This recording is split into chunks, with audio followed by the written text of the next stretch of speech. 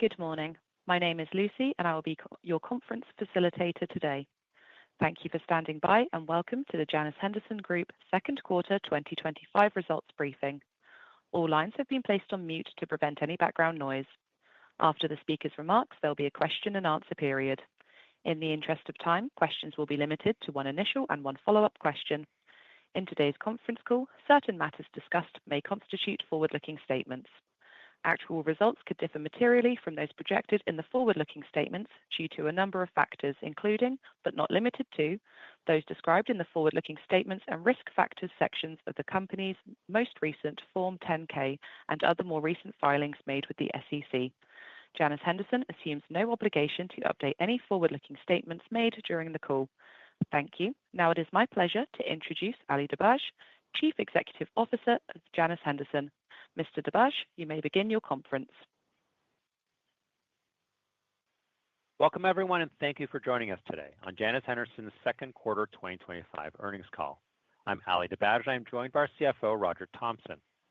In today's call, I'll start with some thoughts on the quarter before handing it over to Roger to run through the quarterly results in more detail. After Roger's comments, I'll provide an update on our strategic progress and how our client approach has evolved, leading to deeper collaborative relationships, which has become the foundation of our new brand efforts. We'll then take your questions following our prepared remarks. Turning to slide 2. Despite a tumultuous few months and the incredible market volatility we saw through much of April, business trends appear to have stabilized for now, and strong alpha generation provided by world-class investment teams, the exceptional service provided by our client teams, and the productivity and execution of our operations, technology, and support teams enabled Janus Henderson to deliver a good set of quarterly results. In investment performance, there was meaningful improvement in the one-year number, and investment performance is consistently solid, with at least 2/3 of assets beating respective benchmarks on a 1, 3, 5, and 10-year basis. Against peers, investment performance is even stronger, with over 70% of AUM in the top 2 Morningstar quartiles across all time periods. At the end of June, we completed the previously announced transaction with Guardian. We are extremely excited for this multifaceted strategic partnership. This significant milestone further expands our insurance presence and institutional reach, and we are pleased to bring to bear our strengths in fixed income, multi-asset solutions, and model portfolios to achieve mutually beneficial outcomes for clients, policyholders, and shareholders alike. Janus Henderson is now managing $46.5 billion of largely but not exclusively investment-grade public fixed income assets for Guardian's general account, which is even more than the previously communicated $45 billion, demonstrating Guardian's growth trajectory and the potential of our partnership. This expands Janus Henderson fixed income AUM to $142 billion, which is now over 30% of company-wide AUM. In addition, Guardian is committing up to $400 million of seed capital to help accelerate our continued innovation in securitized credit and high-quality active fixed income products, including ETFs. Pleasingly, a portion of this seed commitment has recently been utilized, demonstrating quick progress from our partnership. Guardian has provided $100 million of seed to our asset-backed securities ETF, JABS or JABS, which was launched last week. JABS is intended to provide investors access to short-duration, high-quality, predominantly fixed-rate securitized assets and complements Janus Henderson's industry-leading CLO ETF, JAAA, which is predominantly floating rate.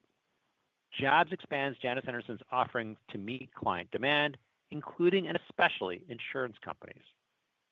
Switching to AUM, where the addition of the Guardian AUM, coupled with market gains and favorable currency adjustments due to weakening US dollar, enabled assets under management to increase 23% to $457.3 billion, which is our highest quarterly AUM ever. Turning to flows, the second quarter marked our 5th consecutive quarter of positive net flows. While Guardian contributed to our strong quarterly net flow results, we're pleased that net flows excluding the Guardian general account were also positive, even in the difficult flow environment created by April's drawdown.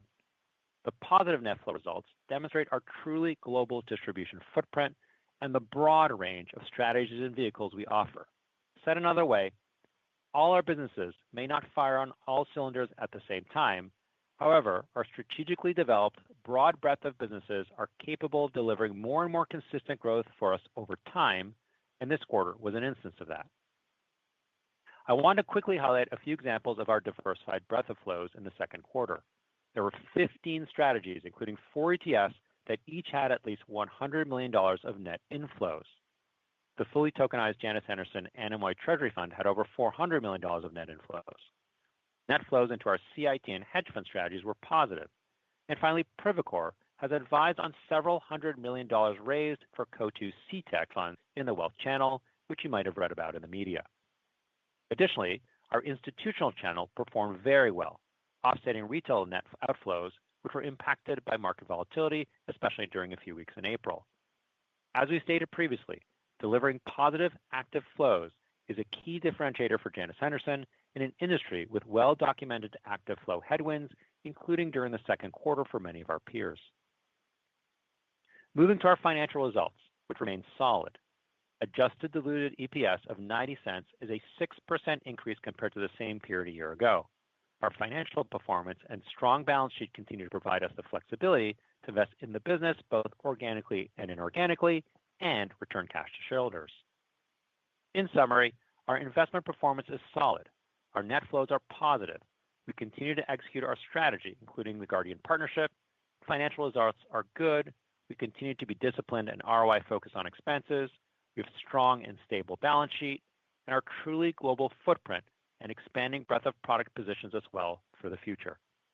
I'll now turn the call over to Roger to run you through the detail of the financial results. Thanks, Ali, and thank you for joining us on today's call. Starting on slide 3 and investment performance. As Ali mentioned, we saw a significant improvement in our short-term investment performance versus benchmark during the quarter, and now have at least 2/3 of AUM beating their respective benchmarks over the 1, 3, 5, and 10-year time periods. Looking in further detail, at least half of each of the capabilities AUM is ahead of benchmarks over all time periods, reflecting consistent investment performance across time periods and capabilities. Overall investment performance compared to peers continues to be competitively strong, with at least 72% of AUM in the top 2 Morningstar quartiles over all time periods presented. Slide 4 shows total company flows by quarter. Net inflows for the quarter were $46.7 billion, which includes the $46.5 billion from Guardian's general account. While the Guardian mandate will quite rightly take the headlines, we're pleased with positive net flows ex-Guardian's general account from a quarter of extreme market volatility, and it highlights our truly global footprint and the breadth of product solutions we bring to clients. Excluding the Guardian general account, our gross sales increased for the 3rd consecutive quarter and improved by 40% compared to the second quarter of last year. All 3 channels saw an increase in gross sales compared to the prior year across a broad range of capabilities, including ETFs, US concentrated growth, our tokenized treasury fund, US mid-cap growth, US buy and maintain credit, and asset-backed opportunistic credit from VPC. Turning to slide 5 and flows by client type. As a reminder, beginning with the first quarter of 2025, ETF gross flow activity is reflected in the applicable client type that generated the activity. Access to improved data transparency enabled us to make this change. For periods prior to 2025, all ETF flow activity is shown in the intermediary channel. Intermediary channel net flows were negative $1.2 billion, reflecting the challenging flow environment during the April drawdown. In the second quarter, net flows were positive in the US, with net outflows in EMEA, LATAM, and Asia Pacific. In the US, the net flows were positive for the 8th consecutive quarter. Despite a challenging April for our active ETFs, once the extreme market dislocation abated and markets stabilized, JAAA quickly returned to net inflows, resulting in positive net flows for our active ETFs in the quarter. In addition to our active ETFs, other areas contributing net flows in the second quarter included US mid-cap growth, international alpha equity, our biotech hedge fund, and the Privacore revised assets raised for Coatue. US intermediary is a key initiative under our Protect and Grow strategic pillar, and we're pleased that we continue to gain market share against a volatile market backdrop. Under our Amplify strategic pillar, we've talked about amplifying our investment and client service strengths using various means, including vehicles through which we deliver our products. In addition to active ETFs, flows into CITs, SMAs, and hedge funds in this channel were positive in the second quarter. In EMEA, Continental Europe delivered net inflows, while the UK had net outflows, primarily driven by investment trusts and the Global Strategic Total Bond strategy. Institutional net inflows were $49 billion compared to net inflows of $800 million in the prior quarter, marking the third consecutive quarter of positive flows. During the quarter, we were pleased to see our broad distribution footprint demonstrated as our institutional channel performed well, while retail was adversely impacted by the market uncertainty in the early part of the quarter. Excluding the Guardian General Account, institutional gross sales were the best result in over 2 years and reflect fundings in fixed income and equities across corporates, pensions, and insurance clients. We're continuing to work to create a sustainable pipeline, and we're encouraged by the second quarter results, leading indicators, and the increasing number of opportunities across our regions. Net outflows for the self-directed channel, which includes direct and supermarket investors, were $1.1 billion. The second quarter includes approximately $100 million of ETF net outflows from our supermarket clients. Excluding ETFs, self-directed net outflows were roughly flat to the prior quarter and the prior year. Slide 6 shows our flows in the quarter by capability. Equity flows were negative $2.6 billion compared to $4.2 billion of net outflows in the prior quarter. The environment remains challenging for active equities across all regions. Whilst negative in net flows, our equity capability had its best gross sale quarter in 2 years, demonstrating increased client demand for equities. Second quarter net inflows for fixed income were $49.7 billion, compared to $5.6 billion of net inflows in the prior quarter. Outside of the Guardian General Account net flows, several strategies contributed to positive fixed income flows. Active fixed income ETFs delivered net inflows of $1 billion in the quarter, and as Ali mentioned, included 4 active ETFs with at least $100 million of net inflows, including JAAA, JMBS, Vanilla, and JSI. Other strategies contributing to positive flows were US Buy and Maintain Credit, our tokenized Treasury Fund, Core Plus, and Australian Sustainable Credit. Net outflows for the multi-asset capability were $1.1 billion, primarily due to net outflows in the balance strategy. And finally, net inflows in the alternatives capability were $700 million, driven primarily by the Biotech Hedge Fund, VPC's asset-backed opportunistic credit strategy, and Privacore. Moving on to the financials. Slide 7 is our US GAAP statement of income, and on slide 8, we explain the adjusted financial results. Adjusted operating results improved compared to the prior quarter and the prior year. Compared to the prior quarter, the improvement is primarily from higher performance fees. Versus the same period a year ago, the improvement was primarily from strong investment performance delivering higher performance fees and higher average AUM. These were partially offset by increased expenses from acquisitions, strategic investments in the business, and a weaker US dollar. Looking at the detail. Adjusted revenue increased 2% compared to the prior quarter, primarily due to higher seasonal performance fees, and increased 9% compared to the prior year, primarily due to higher management fees on higher average AUM and the improved US mutual fund performance fees. Net management fee margin was 47.5 basis points in the second quarter. The decline from the prior quarter was primarily a result of mix shift caused by the April drawdown, as well as some one-time adjustments which will not repeat. With the $46.5 billion predominantly investment-grade fixed income portfolio we now manage for Guardian's General Account, we expect that our aggregate net management fee rate will be approximately 4.5 basis points lower than the second quarter average net fee rate of 47.5 basis points, which compares to our previous guidance of 5 to 6 basis points lower. Second quarter performance fees of positive $15 million primarily consist of seasonal CCAV, UK OIC, and investment trust performance fees. Our US mutual fund performance fees were also positive this quarter at $1 million, which is the first positive result in over 10 years. US mutual fund performance fees have continued to improve, reflected by the positive $1 million this quarter compared to negative $11 million a year ago. Continuing on to expenses.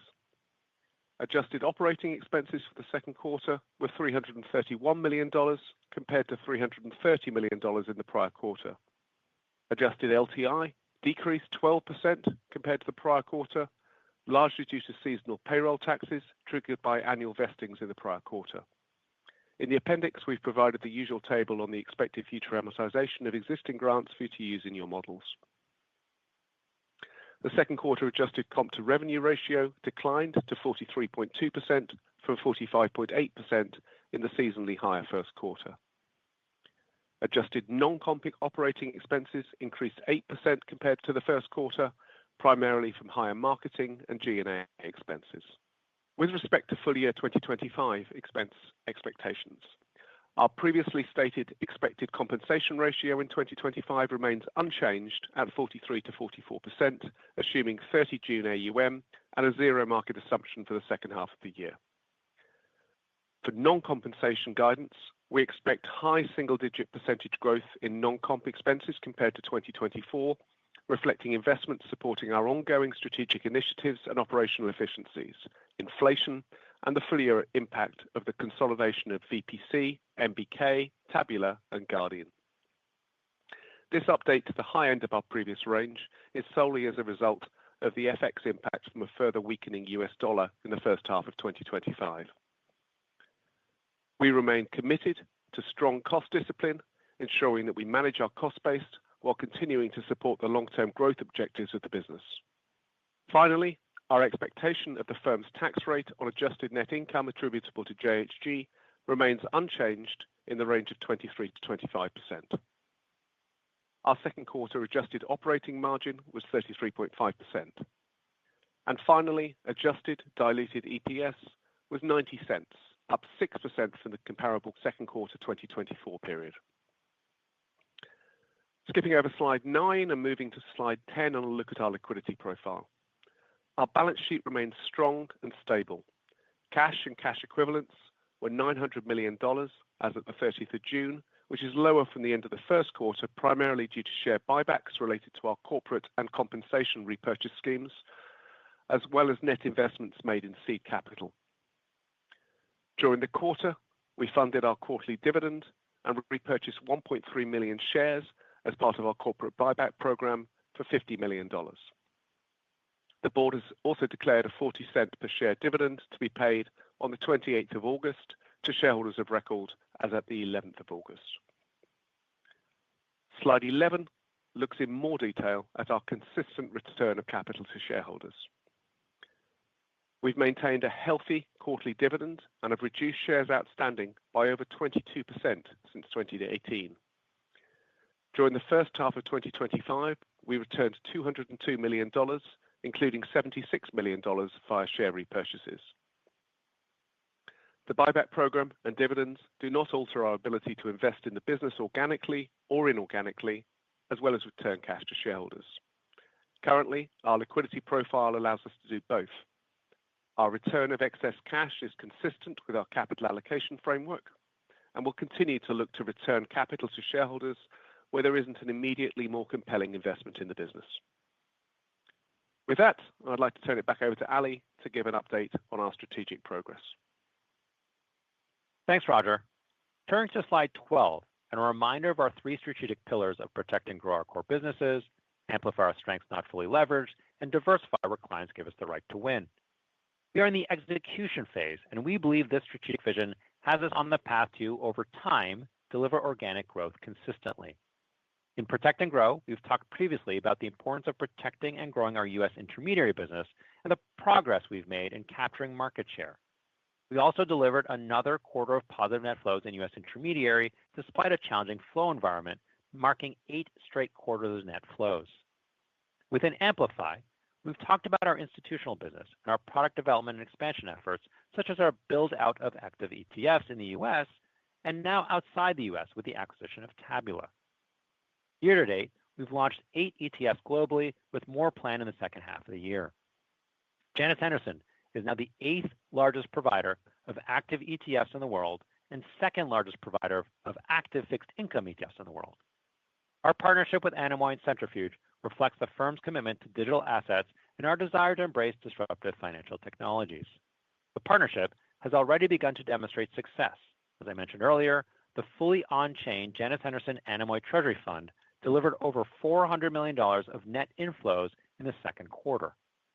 Finally, the recently completed strategic partnership with Guardian will amplify our insurance, institutional, and fixed income businesses through the management of their general account, mostly investment-grade public fixed income portfolio, acceleration of product innovation with Guardian's commitment of seed capital, and the strategic initiative to co-develop proprietary multi-asset solution model portfolios for Guardian's duly registered broker-dealer and registered investment advisor, Park Avenue Securities. Under Diversify, we've addressed both the public and private market and emerging market debt with NBK Capital Partners in the private capital space, and on the public side, we brought on a well-respected emerging market debt team. We expanded into differentiated private market capabilities for clients with the acquisition of pioneering asset-backed lending firm Victory Park Capital, and we established our joint venture Privacore, focused on the democratization of alternatives in partnership with the wealth channel, which is starting to bear fruit, as I mentioned earlier. In addition to implementing and executing on a new strategic direction, Janus Henderson has gone through many other changes over the last several years. These changes are all being done with the explicit objective of improving the client experience. This includes how we have evolved our client approach. Now moving to slide 13. We've been intentional about how we interact and importantly partner with our clients. We strongly believe that strategically partnering with clients delivers better outcomes for all parties. The first and most important of our 5 firm values is clients come first always. And we are humbled and honored that approximately 60 million people globally rely directly or indirectly on Janus Henderson for their financial well-being. That is at our core, and clients coming first will not change. In fact, we're trying to push that further forward with elevating partnerships with clients. What that means for us tactically and thoughtfully is working to deepen client relationships. The client relationship is no longer transactional. It's not about sales relationship. It's about peer-to-peer relationships and really working to increase nodes of connectivity between Janus Henderson and our clients. It's evolving from regional accountability to global accountability. Again, it's not about sales accounts. It's about having franchise partnerships and franchise clients. That's what we want to continue to do, and we believe our clients are seeing those intentional actions and improvements from us already. There are several ways we can elevate partnerships with clients and increase those nodes of connectivity. Of course, those ways include delivering investment performance in the right vehicles with world-class client service. It also means leading with insight and sharing our knowledge base with clients. For example, we've had Janus Henderson colleagues lead strategic offsites for some of our clients. Our Chief Technology Officer has had discussions with clients on AI. And we've held educational sessions with U.S. financial advisors on investor psychology, behavioral finance, and succession planning. Those are just a few of the many examples of bringing the whole firm to our clients. Elsewhere, we've conducted several client conferences in the US, the UK, continental Europe, Asia, and Australia, where clients give their scarce time to hear from us with several $1 trillion of AUM and millions of people's retirements and savings represented at these conferences. The intent of these events is to bring the whole firm to our clients and develop shared experiences. Slide 14 looks at how this evolved approach to client partnerships is now embedded in our updated branding. First, I'm pleased to report that a few recent external surveys seem to confirm that Janus Henderson is making progress in strengthening its brand profile, and brand matters. Clients who start off knowing a brand are much more likely to partner with it than if they don't know the brand. The Broadridge Fund Brand 50 is a global survey of asset manager brand strength in the intermediary channel. Over the last 2 years, we've seen both our U.S. and European intermediary brand strength improve. Next, specific to our institutional business, is the Global Institutional NMG Consulting Report. Here we moved up 32 spots from 2 years ago to a global brand rank of 37. I want to thank my colleagues from across the firm for their individual and collective efforts around strengthening our brand profile. Second, our strengthening brand profile and updated global branding reflect our commitment to investing in a brighter future together. Some of you may have noticed the Janus Henderson ampersand appearing in targeted advertising around you. We believe that our ampersand symbolizes the deepening connection with clients and captures who we are and the journey we actively choose to go on every day with our clients. We surveyed and interviewed clients, hearing from them that one important thing Janus Henderson does that is unique is connect with them. We want clients to think about Janus Henderson and its connection with them when they see that ampersand. Client goals and our solution, client visions and our mission, client successes, and our pride in delivering on our objective of differentiated insights, disciplined investments, and world-class service. This new brand campaign was launched globally in April, including campaigns in North America, Europe, and Asia. We believe that our new branding, including the ampersand, uniquely demonstrates our partnership-centered approach and shared connections with clients. Turn to slide 15, and a reminder that although we are changing and improving as a firm, our mission, values, and purpose, or MVP, will never change. Indeed, our evolved approach to client partnerships is born out of our MVP, which was first introduced in 2023 and continues to enhance our culture. Since then, Janus Henderson has gone and will continue to go through a lot of positive change and transformation. These changes were made to improve ourselves for our clients. As I mentioned, one thing which will not change is our mission, values, and purpose. That is immutable. Our purpose, remember, is investing in a brighter future together. That's what we do. We're investors. We do it together with our clients. We aim to deliver brighter futures for our clients and their clients, the 60 million people around the world who rely on Janus Henderson directly or indirectly for their financial health. Our goal is to do this in partnership with our clients, a shared connectivity and collaboration with them. Wrapping up on slide 16, we're making meaningful progress across the business. We are executing against our strategic objectives, including our multifaceted strategic partnership with Guardian, from which we are already starting to see benefits. Investment performance is solid across all time periods versus benchmarks and peers. Net inflows were positive $46.7 billion, marking our fifth consecutive quarter of net inflows. Even excluding the Guardian General Account flow, net flows remain positive and reflect a 40% increase in gross sales compared to the prior year, and that's during a quarter with heightened market volatility. Our financial performance and strong balance sheet allow us to continue returning cash to shareholders through dividends and share buybacks, while reinvesting in the business for future growth. Our focus continues to be helping clients define and achieve superior financial outcomes and to deliver desired results for our clients, shareholders, employees, and all our stakeholders. Let me turn the call back over to the operator to take your questions. Thank you. To ask a question, please press star followed by 1 on your telephone keypad now. If you change your mind, please press star followed by 2. When preparing to ask your question, please ensure your device is unmuted locally. In the interest of time, questions will be limited to one initial and one follow-up question. The first comes from Ken Worthington of JP Morgan. Your line is now open. Please go ahead. Hi, good morning. Thank you for taking the question. Maybe first on the institutional channel, as you guys mentioned, the third consecutive quarter of positive net sales, even excluding Guardian, and the results are an indication of the success that your strategy has had thus far. Are there next priorities on the institutional side, or do you feel that Janus is sort of appropriately positioned in the institutional channel at this point? Hey, Ken, it's Ali. Thanks for the question. You're right. We're pleased with the 3 consecutive quarters of institutional net flows. Again, this quarter, about $49 billion of net flows in the quarter, of which 46.5 is from the Guardian General Account. We're also pleased, by the way, that the 46.5 from Guardian is better than the 45 billion that we anticipated earlier on, which again is a symbol of their growth.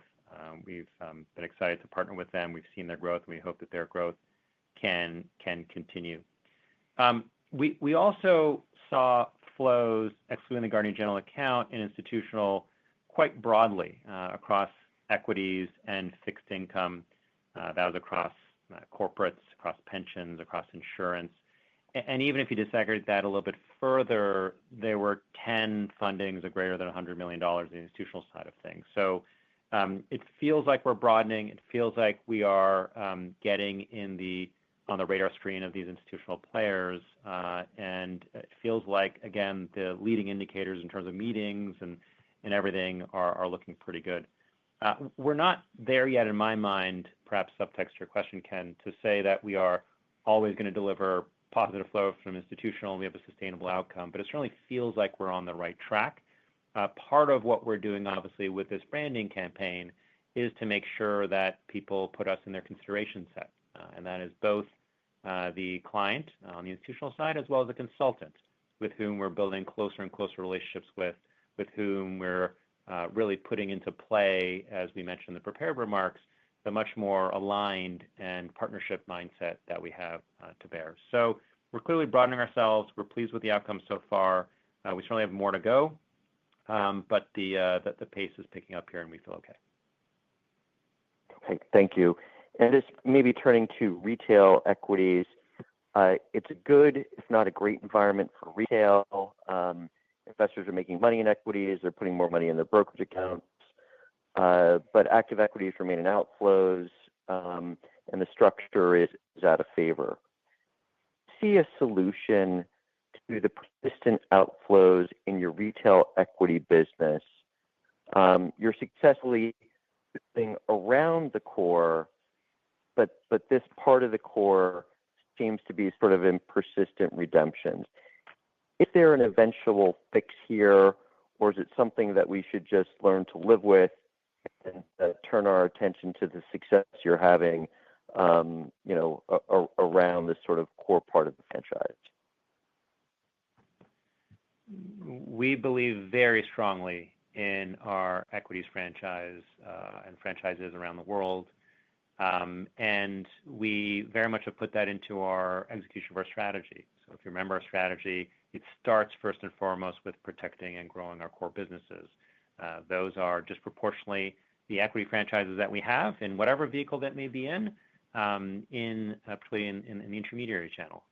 So our focus is very much first and foremost protecting and growing before we amplify and diversify. We do believe very much, as you described it, Ken, that there is a very strong interest right now in active equities, active investing more broadly, but active equities. The world is a very complex place. The second quarter was an example of that, not just in a 3-week period, but beyond that, and that's probably going to persist. The cost of capital is much higher, so good companies and bad companies will deliver differential performance. And certainly, there are lots of kind of dispersion in stock just from drivers in thematic areas like healthcare, like innovation, more broadly in technology, and other places. And we believe very strongly, and our track record shows it, frankly, over 91 years, but certainly over the past 1, 3, 5, 10 years, you see it. Our track record shows it that we can actually deliver alpha for our client base through equities and, of course, elsewhere in our business. So we look first and foremost to gain market share, and we do that by delivering outstanding investment performance with the fantastic equities, for example, investment teams that we have, but even beyond that, to your point, fixed income and in alternatives business as we grow that as well. Okay, great. If I can Thank just you. add to that, Ken, if I can just add to that, we have 62 strategies that are now over $1 billion. And within that, there is a lot of equity. And there are 6 or 7 that are positive in Q2. So, we've shown that we can do that, and they're both really existing strategies: US concentrated growth, US mid-cap growth, global equity, international alpha, as well as new things. We talked last time about global small cap, another $170 million, so up through $1 billion of global small cap as well. So it's both the existing products that, yes, we believe, given the performance we've got and that client relationship that Ali's been talking about, we can grow in what is a tough environment, you're right, but also developing things that are specific from Janus Henderson, like global small cap that we've delivered, that we've built out over the last few years, that now is $1 billion in itself. Great. Thank you, Roger. Thank you, Ali. The next question comes from Bill Katz of TD Securities. Bill, your line is now open. Please go ahead. Good morning. This is Robert holding out for Bill Katz. I was wondering if you could take a moment to speak on how you see the addressable market for the JHG ETF, for this product, JAAA, JBBB, or any other fixed income products that you might have in the pipeline. Sure. Thanks for the question. You're a little muffled, but I think the question was about JABS. Look, it's a great example. JABS is a great example of the client-led innovation that we are creating here now at Janus Henderson. We're just starting to do this more and more as we build or attempt to build the asset management company of the future for client needs of the future. So there's a clear need that we had heard from our clients around short duration, high quality, fixed rate securitized assets, very much to complement, as you're describing, the JAAA and other ETFs that we have in the active fixed income area, JAAA's floating rate. And we heard that need among a broad range of clients, but particularly around insurance clients like Guardian. So with this partnership that we have with Guardian, which, as I mentioned before, is going extraordinarily well, as well or better than we had planned, we made quick work of that, given their $400 million commitment to seed things that are right for their general account. They seeded $100 million for JABS. And we now have that in the market as of the other day, and we have quite high aspirations for that business. Remember, everyone talks about JAAA and certainly takes a lot of the headlines, but we have 4 ETFs in Q2 that are above $1 billion. We're second globally in active fixed income ETFs, 8th globally in any active ETF period around the world. So we do have high aspirations for JABS because, again, we're bringing client-led innovation to deliver for our clients' needs and our skill sets.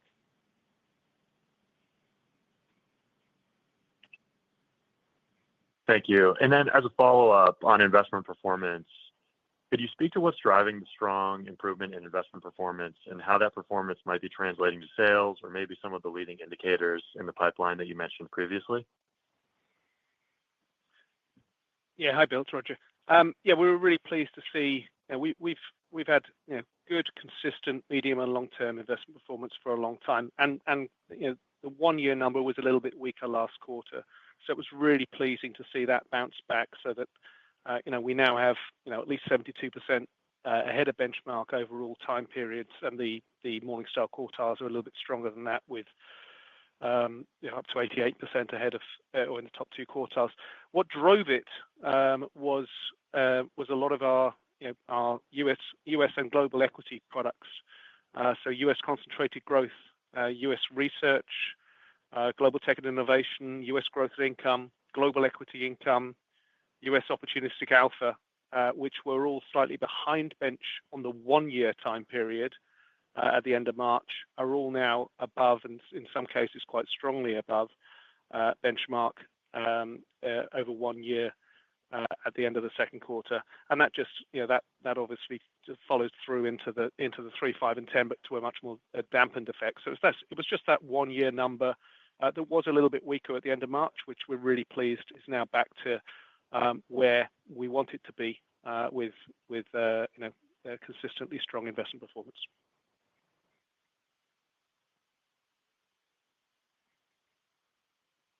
Thank you very much.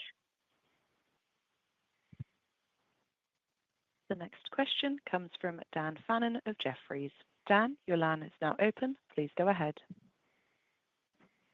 Thanks. I guess just sticking with performance, looking at multi-asset, the performance on, slide 25, it looks really strong. It's basically one period over the last several, on a 1, 3, 5, 10-year number, but the flows just haven't been that consistent. So can you talk about the opportunities you see there, given some of the performance you have in that, kind of asset class and where the appetite sits within that context?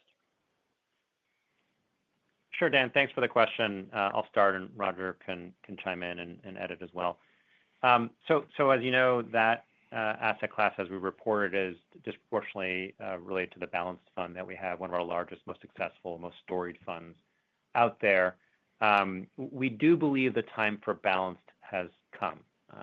In a world of complexity and having to choose good company from bad company, the equity sleeve of balance delivers that, and the performance there is very, very strong, as you note. It has consistently done that for decades.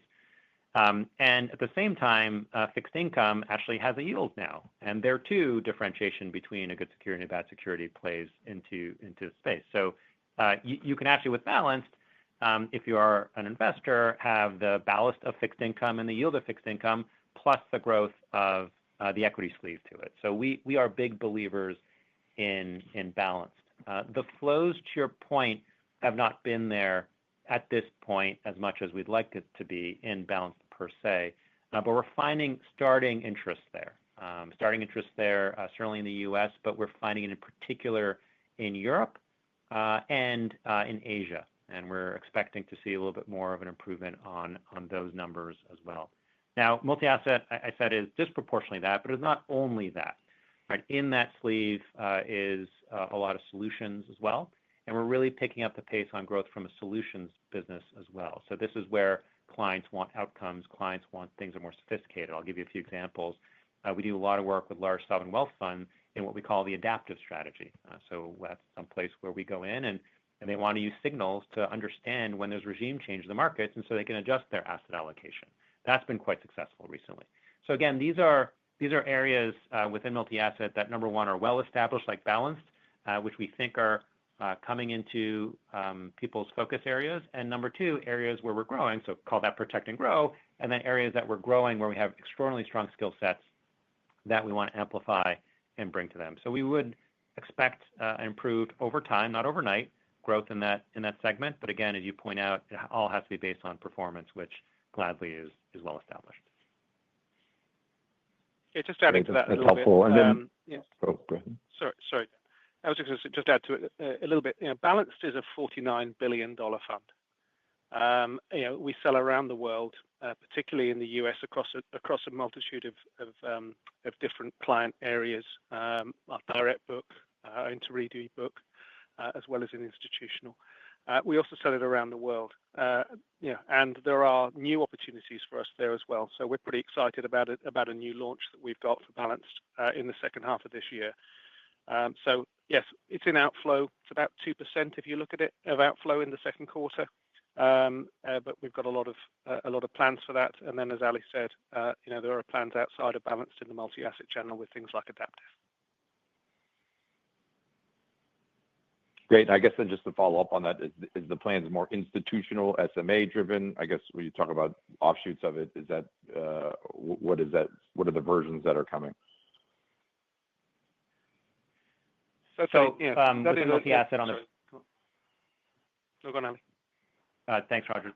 So on the balance side, it's disproportionately on the intermediary side at this point. From the solutions element, i.e., things like adaptive, that's more an SMA form or overlay form for institutional. Got it. And then just as a follow-up here, Roger, just in terms of the expense guidance and the outlook, knowing that performance fees are very hard to predict, I was hoping you could kind of maybe set the frame for what you're assuming for the comp ratio guidance for performance fees this year, or potentially where you sit today with performance fee eligible AUM versus a year ago, and how you potentially could bracket the second half opportunity. Yeah, thanks, Dan. It's too early to predict performance fees for the second half of the year. We have a little bit in Q3, but the vast majority of our segregated accounts are Q4, and there's obviously still a long way to go. In terms of the amount of assets eligible for performance fees, that's pretty broadly similar to where we were this time last year. Second half of last year, we had some very strong performance fees, as you will remember from our Biotech Innovation Fund. That's a little bit behind as we sit here today, so we're unlikely to see those, although those numbers can move very strongly, very quickly. But as you predicting today, you predict a lower number there, but we're seeing some other stronger numbers. So there's a blend of things that come in there that leads into a comp ratio. We've guided to a comp ratio of 43 to 44%, and that includes some performance fees in the second half. Thank you. As a reminder, to ask a question, please press star followed by 1 on your telephone keypad now. The next question comes from John Dunn of Evercore. John, your line is now open. Please go ahead. Thank you. You talked about your reputation improving for intermediary overseas. Maybe could you just give us some color on the different regions and what strategies and vehicles that are in demand, and maybe just the outlook for the back half of the year? Sure. So, look, as you anticipate, John, we don't give outlook from a flow perspective because there's so many things that could change in the world, and we're only going to control what we can control. But to your point, we feel like we're controlling what we control from a delivery of investment performance perspective. You see the numbers. That's quite attractive, obviously, to a client. We're controlling what we control from a client service perspective as well. That includes different vehicles, and we'll talk about that. And as well as we're controlling what we control from delivering an infrastructure that delivers on clients' expectations. So legal, compliance, technology, operations, everybody that works here and pulls all that together for them. So we're going to be very focused on delivering on that. To your point, we're having conversations that I would posit we've never really had before with intermediary clients around the world. I would argue we're well established, obviously, in the U.S., although there too we continue to grow and develop, and 8 consecutive quarters of U.S. intermediary growth would suggest we have a lot more room to go. But you're starting to see, as we've talked before, the lifting and shifting of the way we sell, the way we build relationships with intermediary clients, actually applying outside of the U.S. as well. So if you think of EMEA, exclude the UK for a second. If you talk about EMEA, we're seeing a lot of interesting opportunities and growth there that are developing intermediaries. It usually starts out slow and then starts to grow, but we're getting preferred mandates, quote unquote, on a lot of intermediary platforms where we never have had those before in EMEA. Now that's continental Europe, but that's also in the Middle East, where the wealth channel, as you know, is burgeoning quite strongly. We have a big business in the Middle East on the institutional side that's been translating reputationally to the intermediary side as well, particularly on the private wealth channel that, as I mentioned, is just nascent and growing there. And of course, in Asia broadly. That includes in Japan, where we're signing up new clients. Just over the past few months, we've signed up new clients that we've never served before in Japan. In Asia, so Hong Kong, Singapore, other areas in Asia, we're for the first time having conversations and launching products with those intermediary partners there. And same thing in Australia, where we've been present for a number of years, and we certainly look to grow with consultant support there. It's a little bit different in the Australian market with consultant support and partnership and then grow. So we feel like we're making strides. I will let you know that we don't feel like we're there yet in the UK. If you think about our overall intermediary business, if you look at APAC plus North America plus EMEA ex UK, that would have been a much better result from a growth perspective. On intermediary, if you layer in UK, particularly the investment trust in the UK area, that's what takes us negative. So we have more work to do. We're not firing all cylinders, but your question was feeling that our reputation, our brand, our performance, the support teams from a client service and broader perspective is certainly allowing us to have conversations and grow businesses in areas and with acceleration we've never seen before. Got it. And then you alluded to institutional investors like insurers using ETFs. It seems like you're seeing that utilization increase. How are they using them? And what are maybe some of the other types of strategies they're gravitating to? And is that just limited to insurance companies? So it's a great question. It is not just limited to insurance companies, but let me disaggregate that a little bit, and Roger can chime in as well. What we found in our ETF business, which is still predominantly a fixed income active ETF business in the U.S., is that there were a few trendsetters, I guess, so to speak, in the institutional side. In fact, one of our large ETFs was seeded by a large state pension plan. And that then evolved to go into RIAs who are looking at Securitize as an example to put on their platforms and get institutional quality security selection in the securitized world to their clients. Then wirehouses start to take it on board. And then models start to take it on board, particularly in the intermediary side of things. And then institutions more broadly start to pick this up because what they were saying to themselves is, gosh, I'm big, but your ETF has ETFs now, 4 of them over $1 billion. have liquidity, and they're at a cheaper price than if I were to go into some other means of delivering this return stream.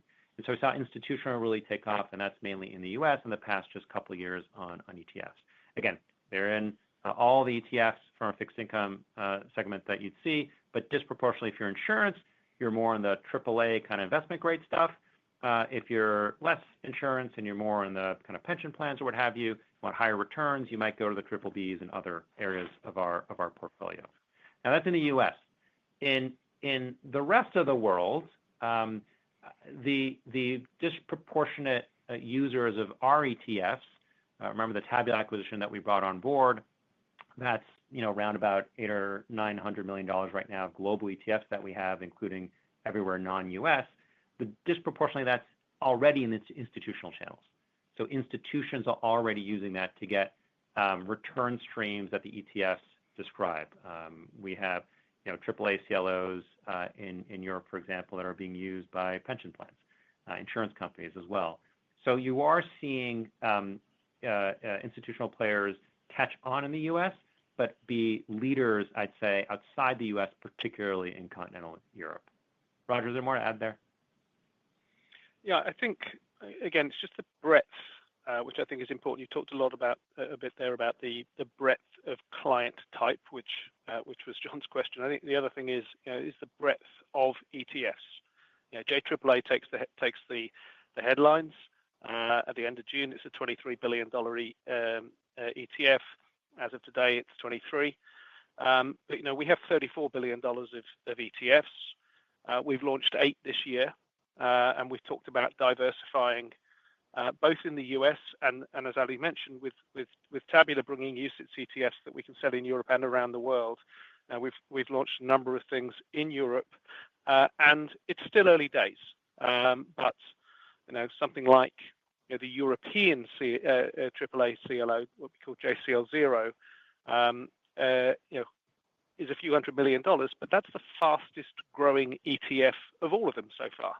I'm not saying it'll get to $23 billion immediately or perhaps ever, but we're really growing fast and we're seeing a lot of interest in Europe and around the world. And we'll continue to launch things in the US with things like JABS launching last week. So yeah, we're excited about the interest there, and there's a lot more to do. Thanks very much. The next question comes from Bill Katz of TD Securities. Bill, your line is now open. Please go ahead. Hi, this is Robin Holby on for Bill Katz again, and thank you for the follow-up. We wanted to ask if you could spend a moment on your tokenized fund strategy. What type of clients are showing interest in these products, and why are they interested? And how do you see the strategy evolving with other products and client types going forward? Hey, Robin, thanks for jumping back in on the follow-up. This is another example of us being client-led in innovation and thinking about how we can be client-led in the way we deliver the asset management company of the future. And look, in tokenization broadly and disruptive financial technologies broadly, as we call them, we want to be ahead of the vast majority of our peers, and I think we are. The main client base, to your core question so far, is on-token, purely on-chain clients. And we've seen that across the board. So if you think about the first tokenized fund that we did, it was with Anemoy Centrifuge, tokenized treasury, JTRSY, so J Treasury. That took in about $400 million in Q2 from on-chain clients for the most part. Most part for that one are folks who are sitting in stablecoin, and that's fine when there's no yield. But when there is a yield, they want to get some yield and not just sit in zero yielding product. And so on-chain tokenized JTRSY is where they've gone, and that's the first one that we launched. We then followed up with a tokenized version of JAAA. That's with Anemoy Centrifuge and also Grove. I don't know if people know Grove, but Grove is part of the Sky ecosystem, which you may know better by the MakerDAO brand. That was their old brand. And it's the owner of or the manager, I guess I should say, of USDS, which is, I think, the second or third largest stable coin. And so similarly, people were in stable coin, not getting all yield. They could go to Treasury, and JAAA gives them another opportunity in a tokenized, fully on-chain manner to go there. So we're seeing, again, nascent interest from folks outside of the purely on-chain clients, but we're in particular seeing a lot of interest for folks who are sitting in stablecoin and want better yields from those. We will continue to evolve as our client base evolves and as our clients' needs are there. But again, this is something that puts, I think, Janus Henderson ahead of the peer group in terms of being innovative, thinking differently, and delivering on a client need.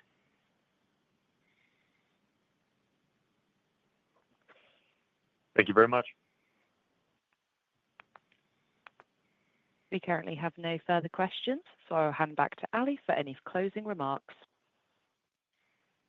Okay, look, thanks, Lucy. Thanks to all our listeners today, of course, including our investors and analysts, and also our many colleagues who I know are joining from Janus Henderson. You have all helped deliver another clear step forward this quarter in the transformation of Janus Henderson on behalf of our clients. Thank you all. Thank you all for listening, and we'll talk to you next quarter.